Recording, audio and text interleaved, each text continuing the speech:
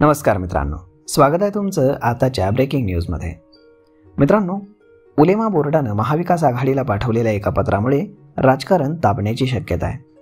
या पत्रावरून विश्व हिंदू परिषदेनं आक्रमक भूमिका घेतली आहे। उलेमा बोर्डानं महाविकास आघाडीला पाठवलेल्या पत्रामध्ये विहिंपने काँग्रेस पक्षाबद्दल तीव्र नाराजी देखील व्यक्त केली आहे। या पत्रामध्ये उलेमा बोर्डानं राष्ट्रीय स्वयंसेवक संघ म्हणजेच RSS वरती बंदी घालावी अशी मागणी महाविकास आघाडीकडे केलेली आहे। यावरती विश्व हिंदू परिषदेनं म्हटलंय की संघावरती बंदी घालणं ही स्वप्नवत गोष्ट आहे, तशी प्रत्यक्ष कृती देखील शक्य नाही।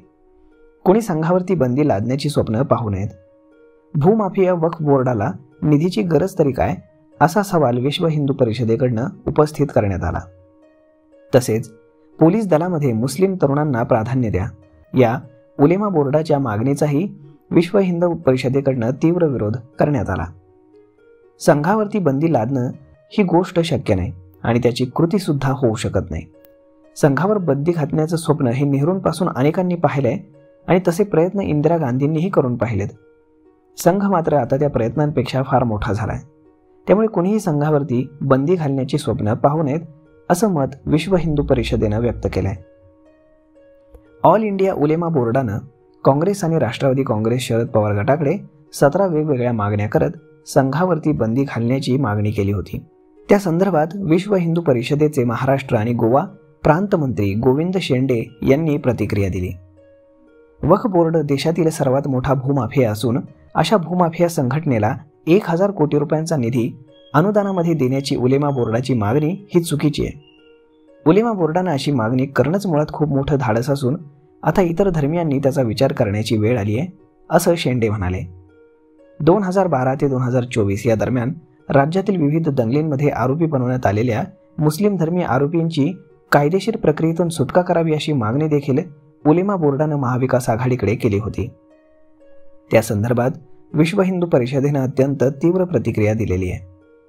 तुम्ही दंगल कराल, संपत्तीची जाळपोळ कराल, सरकारची संपत्ती नष्ट कराल आणि हे केल्यानंतर कायद्यानुसार गुन्हा दाखल झाल्यास कारवाई झाल्यास ती कायदेशीर कारवाई मागे घेण्याची मागणी करणं हे अत्यंत चुकीचं असल्याचं विश्व हिंदू परिषदेचं म्हणणं आहे। देशामध्ये कायदा, न्यायालय काही शिल्लक राहिले की नाही? कोणी चुकीचं काम करणार असेल तर त्याचे परिणाम त्याला भोगावेच लागणार। त्यामुळे उलेमा बोर्डाच्या चुकीच्या मागण्यांबद्दल नाना पटोले, शरद पवार आणि उद्धव ठाकरे यांनी विचार करण्याचं आश्वासन देणं ही अत्यंत लाजिरवाणी बाब असल्याची विश्व हिंदू परिषदेची मागणी आहे। काही मतांसाठी मुस्लिमांची किती चापलुसी करणार? हिंदू समाज आता तुम्हाला सोडणार नाही, असं गोविंद शेंडे म्हणाले। मुस्लिम तरुणांना पोलीस भरतीमध्ये प्राधान्य द्या या उलेमा बोर्डाच्या मागणीचाही विश्व हिंदू परिषदेकडनं कडाडून विरोध केला गेलाय।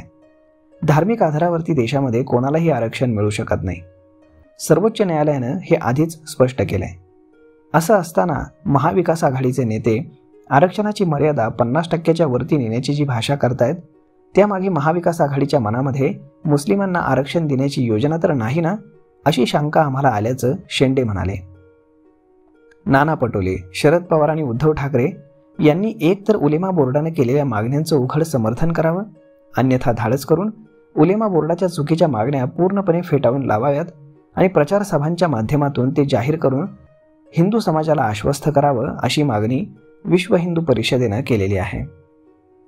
तर मग मित्रांनो, आता हे पाहणं फार गरजेचं आहे की जे स्वतःला पक्षप्रमुख समजतात असे उद्धव ठाकरे, त्यानंतर शरद पवार आणि नाना पटोले, तर हे तीनही पक्ष आता काय भूमिका घेतात याकडे सगळ्यांचं लक्ष लागलेलं आहे। तर मग मित्रांनो, हा व्हिडिओ, ही माहिती तुम्हाला कशी वाटली हे तुम्ही आम्हाला कमेंट करून नक्कीच सांगा आणि जर आवडली असेल तर आपल्या जवळच्या मित्रमंडळींसोबत देखील हा व्हिडिओ तुम्ही शेअर करायला विसरू नका। धन्यवाद।